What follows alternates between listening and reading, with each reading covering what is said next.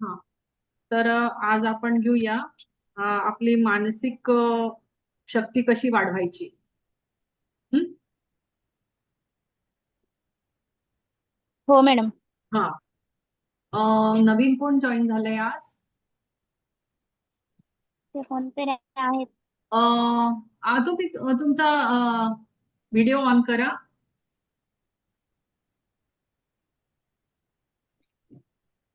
पुन्हाजी तळेले. अच्छा. ओके. हं.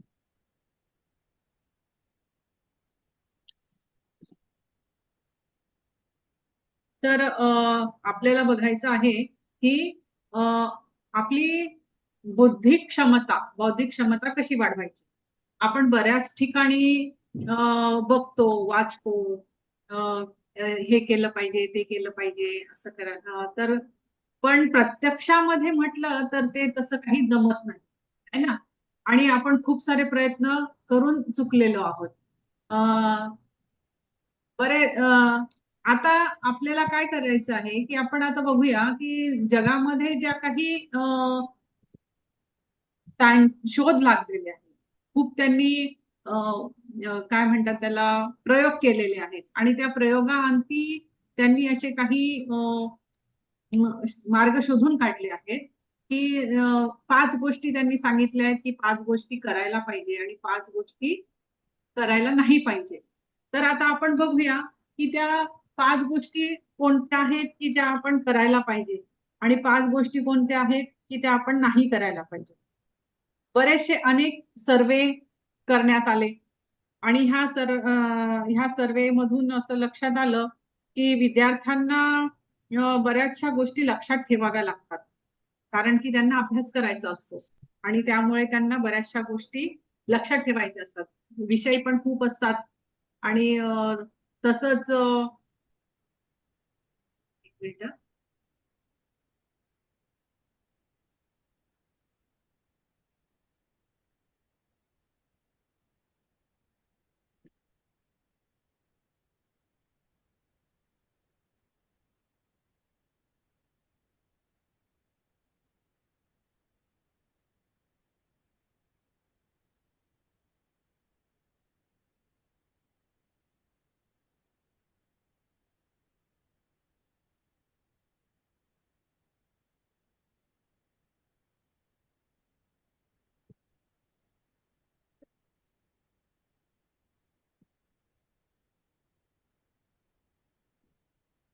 ते बीबीसीचं त्यांनी केलेला सर्वे आहे आणि त्या सर्वेच्या अनुसार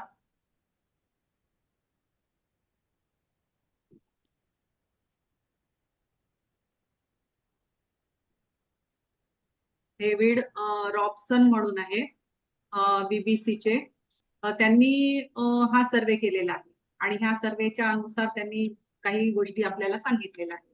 तर त्यांनी काय सांगितलेलं आहे, तर आपण स्वतःला कितीही हुशार मानलं तरी बऱ्याचदा असं होतं की आपण आपल्या बुद्धीचा योग्य तऱ्हेने वापर करू शकत नाही. हो ना. बऱ्याच वेळा असं होतं की आपण आपल्याला बुद्धी असते पण आपण त्याचा वापर आपण करू नाही शकत. आहे आपल्याकडे, खूप काही आहे आपल्याकडे. पण योग्य वेळी योग्य निर्णय काय घ्यायचा हे आपल्याला जमत नाही. हे आपल्याला करता येत नाही. तर त्यांनी काही सर्वे केले आणि त्यांच्या असं लक्षात आलं की अनेक विद्यार्थ्यांना काही गोष्टी ज्या आहेत त्या लक्षात ठेवाव्या लागतात आणि याची योग्य पद्धत त्यांना माहिती नसते. योग्य प्रकारे स्मरणशक्ती वाढवण्याचा प्रयत्न करण्याऐवजी मग चुकीचे उपाय केले जातात. हो ना. आपण काय करतो, मुलांना घोकंपट्टी करायला लावतो.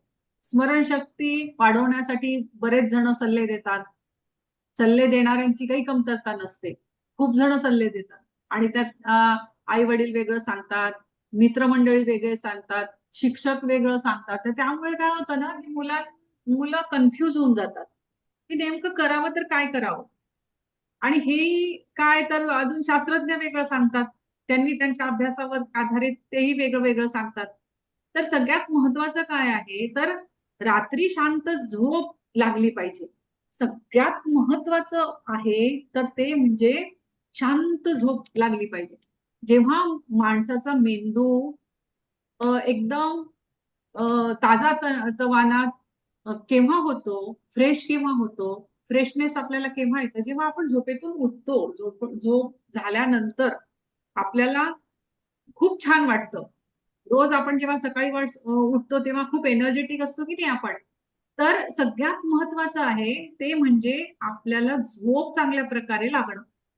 तर रात्री झोप चांगली लागली पाहिजे. आता मग रात्री झोप चांगली लागण्यासाठी काय करायला पाहिजे? तर झोप ही फार महत्वाची गोष्ट आहे.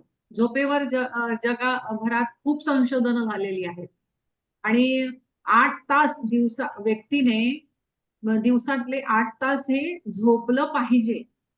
हे असं सांगितलेलं आहे, की आपलं 1/3 आयुष्य झोपेत जातं. हे वावगं नाहीये, ठरणार नाही. आपण असं म्हटलं तर हे वावगं ठरणार नाही. कारण आपण जे जन्माला आलेलो आहोत, त्या पूर्ण आपला जो काळ आहे इथे राहण्याचा, त्या काळाचा 1/3 भाग जवळ-जवळ आपण झोपेमध्ये घालवत असतो.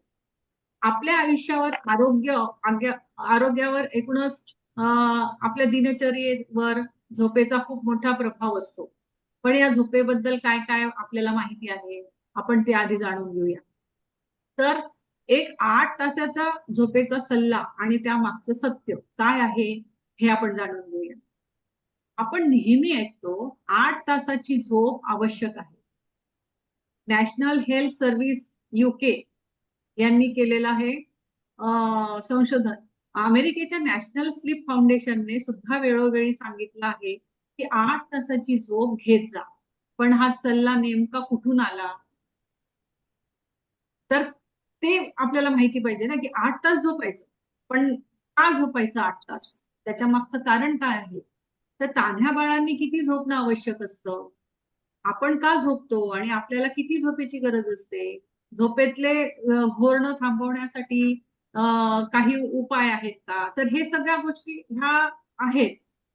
जगभरात झोपेवर अनेक संशोधनं झाली आहेत.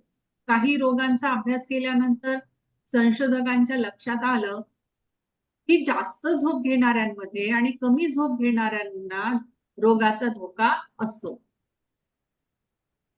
जास्त झोप घेणाऱ्यांमध्ये किंवा कमी झोप रोगाचा धोका असतो. घेणाऱ्यांना रोगाचा धोका असतो. एक तर खूप जास्त झोप नाही घ्यायची किंवा खूप कमी पण झोप नाही घ्यायची. म्हणजे माणूस काम करतोच आहे, करतोच आहे, करतोच आहे. झोपच घेत नाहीये किंवा एखादा व्यक्ती असतो, की तो इतका झोपतो, की तो पडलेलाच असतो. तर अंथरुणातच पडलेला असतो. तर ह्या दोघी गोष्टी ज्या आहेत, ह्या दोघी गोष्टी वाईट आहेत. जास्त झोपणं पण आणि एक्सक्यूज मी.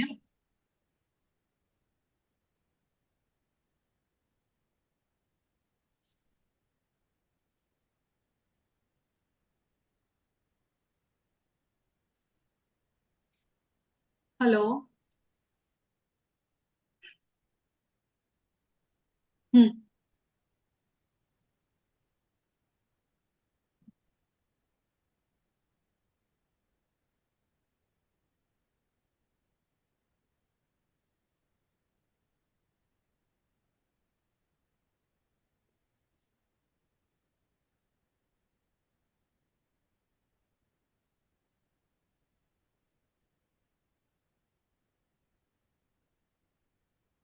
नेमका फोन येऊन जातो. सॉरी हा. माझा आवाज येतोय का? हो हो. हा हा. येते येते. हा हा. हं.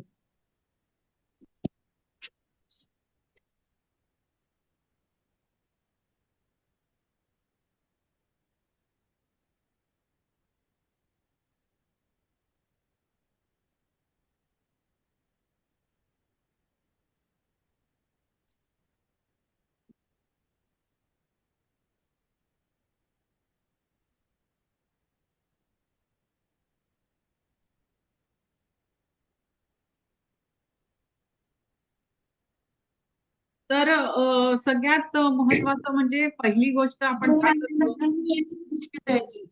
काय? ब्रेड केला आहे तर ब्रेड देऊ का बिस्किट देऊ? तुम्ही ना स्वतःला म्यूट करून घ्या. हा, तुम्हाला काही विचारायचं असेल तर तुम्ही अनम्यूट कराल स्वतःला. हा हा तर अं, आपल्याला एका मानसशास्त्राशी संबंधित मासिकाने अभ्यास करायच्या आणि स्मरणशक्ती वाढवायच्या 5 गोष्टी आपल्याला सांगितलेल्या आहेत. आणि त्या कोणत्या आहेत तर चुकीची घोकंपट्टी. आपण जी घोकंपट्टी करतो ती पद्धत चुकीची आहे. खरं म्हणजे त्या घोकंपट्टीने मुलांना लक्षात राहीलच असं नाहीये. मुलांना आपण घोकंपट्टी करायला लावतो पण ती घोकंपट्टी केल्यानंतर ते किती वेळ त्यांच्या लक्षात राहतं, काही काही कालांतराने ते विसरून जातात. सगळ्यांच्याच लक्षात राहतं असं नाहीये. तर घोकंपट्टी न करता नवे शब्द आणि किंवा भाषा शिकताना सहसा हे लक्षात ठेवण्यासाठी पाठ करण्यावरती भर दिला जातो. पण मानसशास्त्रांच्या मते घोकंपट्टी करणं अतिशय चुकीचं आहे. कारण तसं केलं तरी आपल्या मेंदूच्या लक्षात ह्या सर्व गोष्टी राहतीलच असं नाहीये. म्हणून घोकंपट्टी ही करायची का नाही करायची, जर त्या मुलाला ते पाठांतर होत असेल तरच त्याला घोकंपट्टी करायला लावायची. पण घोकंपट्टी हा काही त्याच्या मागचा उपाय नाहीये, तर चुकीची पद्धत आहे. हा, घोकंपट्टी करणं ही चुकीची पद्धत आहे. आता दुसरं काय तर अभ्यासाच्या वेळामध्ये अंतर ठेवलं पाहिजे. तो आता समजा आता तो अभ्यासाला बसलेला आहे, तुमचा मुलगा अभ्यासाला बसलेला आहे, त्याने समजा अर्धा पाऊण तास 1 तास अभ्यास केला, तर दुसऱ्या वेळेस जेव्हा तो बसेल तेव्हा त्या अभ्यास करण्याच्या वेळामध्ये थोडासा वेळ ठेवायचा, अंतर ठेवायचं. म्हणजे एखादा विषय किंवा मुद्दा लक्षात ठेवायचा असला तर त्याचा अभ्यास थोड्या थोड्या वेळाने करावा. त्यामुळे स्मरणशक्ती उत्तम राहील. समजा आता आपण एखादा विषय घेतलाय, सायन्स शिकायला घेतलाय, त्याच्यामध्ये टाइम बाउंड काही गोष्टी आहेत, तर त्या जर तुम्ही आता शिकता आहे तर काय करायचं, त्याच्यामधले जे डेफिनेशन्स आहेत, काही प्रश्न उत्तर आहेत, तर ती प्रश्न उत्तर त्या गोष्टी आधी करायच्या. नंतर थोड्या वेळाने काय करायचं, थोडा वेळ द्यायचा मध्ये आणि त्याच्यानंतर परत त्याच विषयावरती परत त्या विषयातल्या दुसऱ्या गोष्टी करायच्या. तर असं काय करायचं की तो जो विषय आहे तो विषय थोड्या थोड्या गॅप घेऊन तो करायचा. काही वेळाने जो धडा वाचला आहे तो परत वाचावा. एकदा वाचला की तो परत एका तासाने वाचून काढायचा. म्हणजे आपल्याला कळतं की बाबा आपल्या लक्षात राहिलंय की नाही, आपल्याला कळतंय की नाही. एका दिवसाने किंवा एका आठवड्यानेही परत ते वाचलं पाहिजे. म्हणजे आपल्या लक्षात राहतं. आपण हे कशासाठी करतोय तर आपल्याला हे लक्षात राहावं म्हणून, स्मरणात राहावं म्हणून आपण परत परत काय करायचं, त्याचा सराव करायचा. अभ्यास हा शब्दाचा अर्थच काय आहे तर रिपिटेशन, पुन्हा पुन्हा करणे. घोकंपट्टी नाही तर जाणून घेऊन, समजून घेऊन त्याला कालांतराने पुन्हा पुन्हा जाणून घेऊन करणे, वाचणे, म्हणजे ते लक्षात राहतं. त्याने मेंदूला त्या विषयाची चांगली ओळख होते.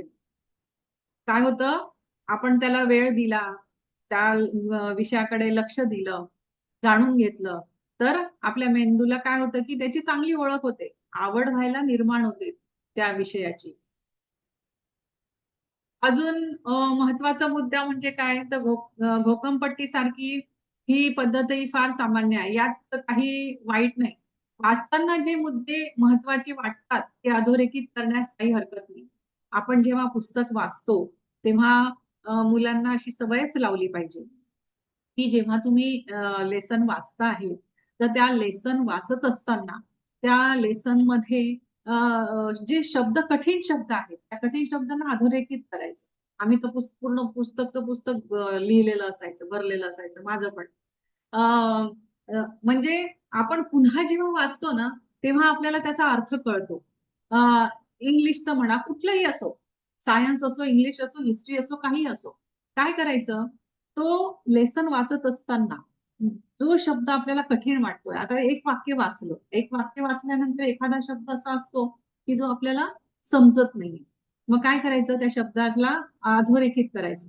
अधोरेखित केल्यानंतर, अंडरलाईन केल्यानंतर त्या शब्दाचा अर्थ तिथेच पुस्तकामध्ये लिहून काढा, किंवा मग तुमच्या नोटबुकमध्ये तुम्हाला माहिती असलं पाहिजे की आपण ह्या पुस्तकातलं हे याचा अर्थ आपण इथे लिहिलेला आहे.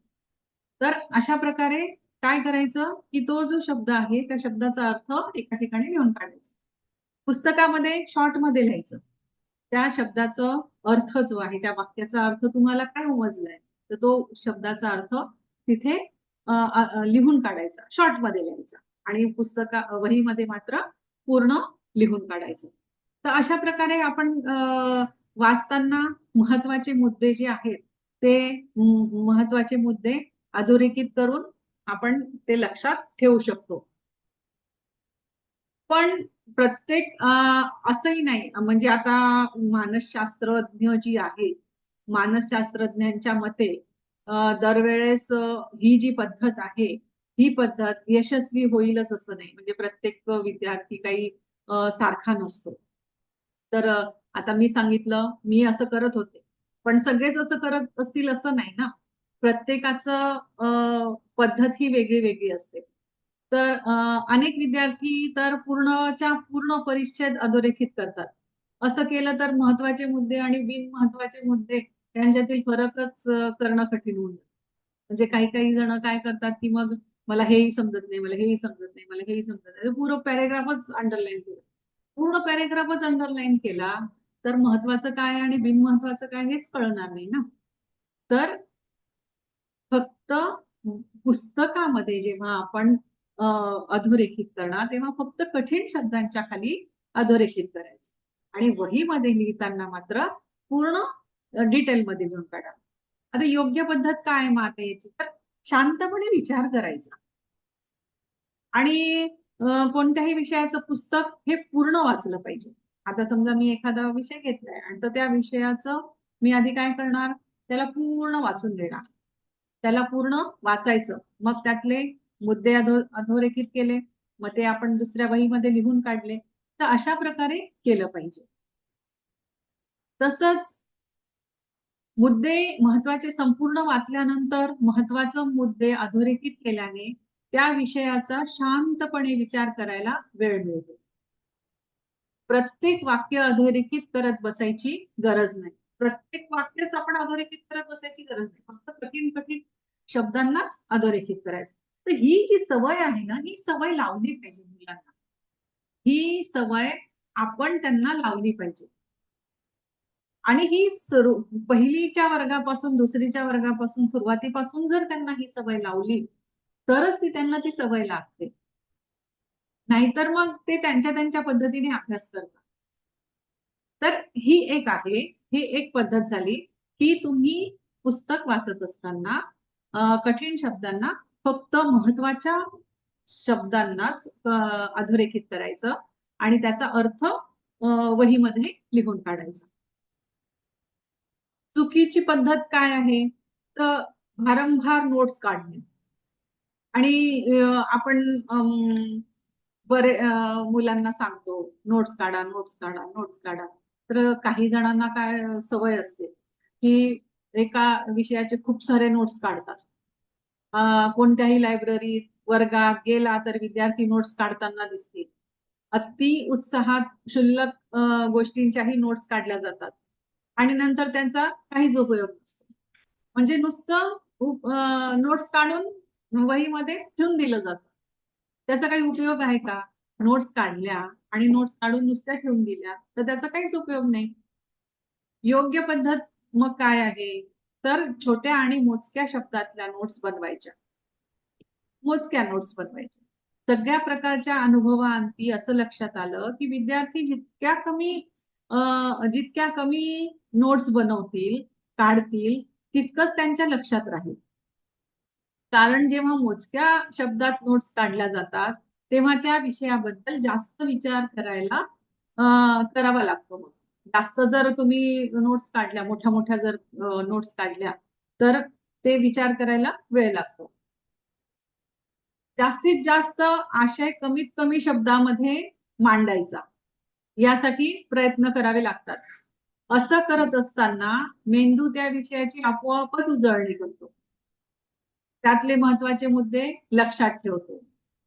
सहसा जर तुम्ही लिहून नोट्स काढल्यात तर त्या जास्त फायदेशीर होतात. लॅपटॉप किंवा कॉम्प्युटरवर जर टाईप केलं तर त्याचा फारसा फायदा होत नाही. आपण जर लिहून आपल्या हाताने, स्वतः हाताने लिहून जर वहीमध्ये ठेवलं तर त्याचा फायदा जास्त होतो. कॉम्प्युटरमध्ये नुसतं फीड करून ठेवून दिलं तर त्याचा उपयोग होत नाही. सिलेबस मधल्या फक्त महत्वाच्या मुद्द्यांचा अभ्यास करणं आणि चुकीची पद्धत, अजून एक चुकीची पद्धत आहे आणि ती म्हणजे कोणती? तर मुलांना काय सवय असते की आपल्याला सिलेबस मध्ये फक्त टीचरने सांगितलंय की परीक्षेला फक्त हेच येणार, तर मग मुलं काय करतात की बाकीचा अभ्यास करणं सोडून देतात आणि फक्त जे महत्वाचं आहे फक्त तेवढंच वाचतात आणि तेवढंच अभ्यास करतात. त्याच्याने काय होतं की तो विषय जो आहे तो विषय पूर्ण समजत नाही आणि तो विषय पूर्ण न समजल्यामुळे काय होणार की आपले लक्षात नाही राहणार. आपल्याला जर कुठलीही गोष्ट लक्षात ठेवायची आहे तर आणि हा बेस आहे ना. आता हे आपण शिकतोय, मुलं शिकतायत म्हणजे काय तर ते त्यांचा बेस आहे, तो पाया आहे. जसं आपली बिल्डिंग आहे, आपली बिल्डिंगचा पाया जर मजबूत नसेल तर वरची बिल्डिंग पक्की होईल का? बिल्डिंग पक्की राहण्यासाठी पाया हा मजबूत पाहिजे, पाया पक्का पाहिजे. तर पुढील आयुष्यामध्ये त्यांना तर नोकरी करायची आहे, जगभरात फिरायचं आहे, सगळीकडे सगळ्या गोष्टींना तोंड द्यायचं आहे. तर हे जे विषय आहेत आपल्याला शाळेमध्ये जे शिकवले जातात त्या विषयाचं ज्ञान हे पूर्ण सखोल असलं पाहिजे, पूर्ण ज्ञान असलं पाहिजे. आपण जर आपल्याला लेसन आहे आणि त्या लेसन मधलं फक्त हे परीक्षेला येणार म्हणून आपण फक्त हे तेच तेवढंच केलं, तेवढीच घोकमपट्टी केली तर ते चालेल का? नाही चालेल. पुढील आयुष्यामध्ये ज्ञान हवं आहे आणि ते ज्ञान हवं आहे याच्यासाठी आपण काय केलं पाहिजे? पूर्ण विषयाचा पूर्ण अभ्यास केला पाहिजे. तर हे एक गोष्ट लक्षात ठेवली पाहिजे की बऱ्याचदा शिक्षक असे इम्पॉर्टंट गोष्टी सांगतात आणि त्याचाच फक्त आपण अभ्यास करतो, तर असं करायचं नाही. तर ते लक्षात राहणार नाही. आपल्याला कायमस्वरूपी लक्षात ठेवायचं आहे आणि त्याच्यामुळेच आपली बुद्धिमत्ता वाढणार आहे. आपली मेमरी पॉवर कशी वाढणार आहे? आपली मेमरी तेव्हाच वाढणार आहे जेव्हा आपण तिला फीड करू, आपण तिला सगळं ज्ञान देऊ. तुम्ही कॉम्प्युटरमध्ये तुमच्या मोबाईलमध्ये काही टाकलंच नाही तर तुम्ही सर्च काय करणार? सर्च केल्यावर काही ओपन होईल का? नाही होणार. सर्च ओपन होण्यासाठी आपल्याला आधी आपल्या मोबाईलमध्ये काहीतरी भरलं पाहिजे ना, काहीतरी फोटोज टाकले पाहिजे, काही व्हिडिओज टाकले पाहिजे. व्हॉट्सअपमध्ये काही जेव्हा पोस्ट येतात त्या पोस्ट आपण वाचू शकतो आणि जर त्या पोस्टच नाही आल्या तर आपण काय वाचणार? खाली खाली याच्यात काही वाचू शकतो का? नुसताच ग्रुप असेल त्या ग्रुपमध्ये आपण काही वाचू नाही शकत. तर ज्ञान आपल्याला केव्हा होईल? जर आपण त्याच्यामध्ये काही घातलं तर, टाकलं तर.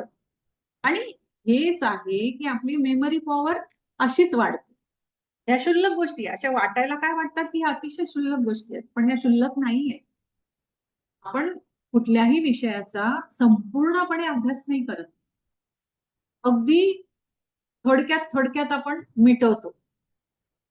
तसं नाही केलं पाहिजे. तर कुठलाही विषय असला तर तो जाणून घेतला पाहिजे, पूर्ण समजून घेतला पाहिजे. तर आता योग्य पद्धत काय? मग विषयाचा सखोल अभ्यास करायला पाहिजे.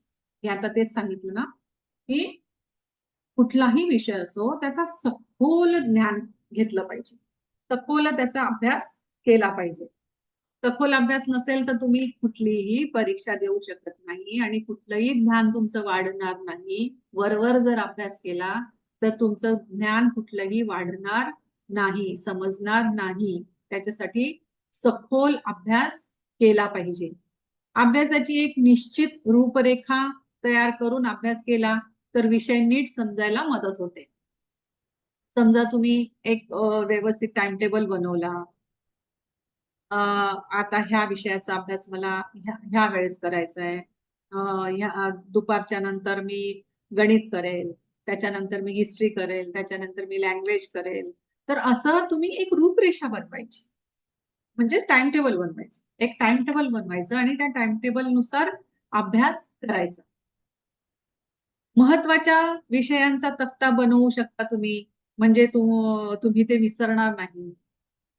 है ना. आता तुमच्या टेबल्स आहेत, जसं आता टेबल्स आपल्याला गणित, जेव्हा आपण गणिताचा अभ्यास करतो तर गणिताचा अभ्यास करत असताना पाठांतर तर केलंच पाहिजे, पण गणिताच्या जे काही फॉर्म्युलेज असतात ते फॉर्म्युलेज तुम्ही जर त्याचा चार्ट बनवला आणि तो चार्ट बनवून चिकटवून समोर ठेवला, सायन्सच्या फिगर्स काढून समोर ठेवल्या, त्या चिकटवून ठेवल्या, तर अभ्यास करत असताना नुसतं त्या चित्राकडे बघितलं की मग आपल्याला लगेच लक्षात येतं.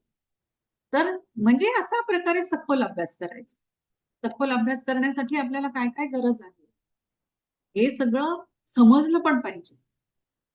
हे सगळं जाणून पण घेतलं पाहिजे की मला ह्या विषयाचा अभ्यास करण्यासाठी मला काय काय लागणार आहे हे पण समजलं पाहिजे. मग त्यासाठी प्रयत्न पण केले पाहिजे. तर अशा प्रकारे तुम्ही तक्ते बनवून, विषयांचे तक्ते बनवून लावून ठेवू शकतात. म्हणजे आपण ते विसरणार नाही मग. समोरच दिसलं म्हणजे आणि पुन्हा पुन्हा रिव्हिजन होतं. मग फक्त त्याच्याकडे बघितलं की आपलं रिवाइज होऊन जातं, लगेच लक्षात येतं. ते विसरणार नाही. ते बघितल्याबरोबर लक्षात येणार. महत्वाच्या लेक्चर्सचे बुलेट पॉइंट ही आपण बनवू शकतो. जितक्या कमी शब्दात लिहाल तितकं चांगलं. चुकीची पद्धत अजून एक कोणती आहे, तर सतत स्वतःची परीक्षा घेणं. सतत आपण आपलीच परीक्षा घेत असतो. मला हे येतच नाही, मला काही विद्यार्थी अभ्यास झाला की नाही हे तपासण्यासाठी स्वतःचीच परीक्षा घेतात. पण नुसती घोकंपट्टी करून परीक्षा घेतली तर त्याला काही अर्थ नाही. योग्य पद्धत काय? सखोल अभ्यास तपासा. फक्त प्रश्नांची उत्तरं देण्यापेक्षा आपला एखाद्या विषयाचा किती सखोल अभ्यास झाला आहे हे तपासून पाहिलं पाहिजे. त्यामुळे स्मरणशक्ती वाढेल. सखोल अभ्यास असेल तेव्हाच स्मरणशक्ती वाढते.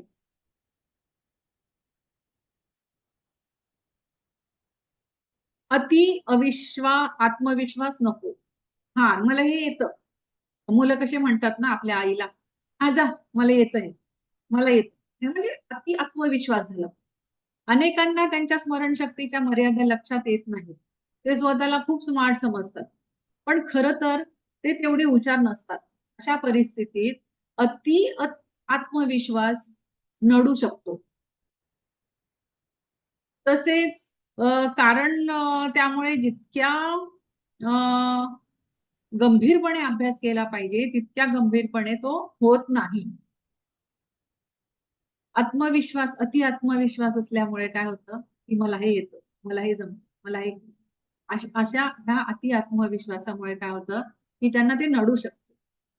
नेमकं परीक्षेच्या वेळेस काय होतं, मग येत नाही काहीच. म्हणून सखोल अभ्यास केला पाहिजे. गंभीरपणे अभ्यास केला पाहिजे. तितक्या गंभीरपणे तो होत नाही. अति आत्मविश्वासाची लोकांना वाटतं की त्यांना सगळं काही लक्षात आहे, पण ऐन वेळेस ते महत्वाचे मुद्दे विसरतात. म्हणून एकदा अभ्यास केल्यानंतर काही काळाने आपण कुठे आहोत हे तपासणं अत्यंत गरजेचं आहे.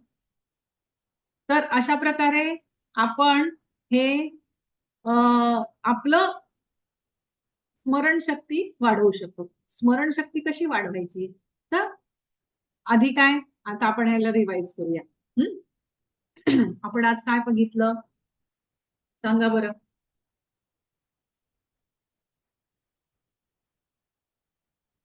हा, आहे का प्रेझेंट? माईक ऑन करा.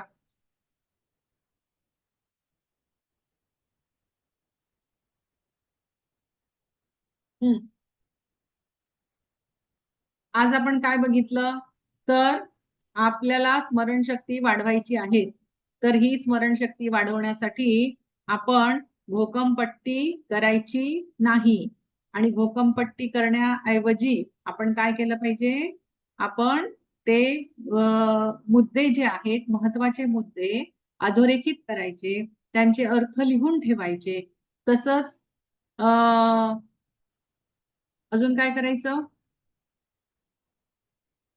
आहे का लक्षात? तक्ते बनवायचे. आपल्या जे काही विषय आहेत त्या विषयांचे महत्वाचे बोर्ड्स बनवायचे, तक्ते बनवायचे आणि ते तक्ते असे समोर लावून ठेवायचे. कारण आपण आपल्या स्वतःच्या हाताने आपण जे ते तक्ते बनवलेले असतात, त्यामुळे तो तक्ता जेव्हा आपण बघतो, तो फॉर्म्युला आपण जेव्हा बघतो, गणिताचं असेल तर गणिताचे ते फॉर्म्युले, फिगर काढलेले असतील सायन्सच्या, तर त्या फिगर्स बघितल्याबरोबर आपल्या लक्षात येतं, लगेच आपल्याला लक्षात येतं की अरे हा, हे आहे, असं असं आहे. म्हणून काय करायचं? आपल्या समोर तक्ते बनवून ठेवायचे. तर आज आपण ह्या गोष्टी बघितल्या की ज्याच्याने आपली स्मरणशक्ती वाढू शकते. तर आपली स्मरणशक्ती वाढण्यासाठी मुलांना त्यांनाच प्रयत्न करायचे आहेत.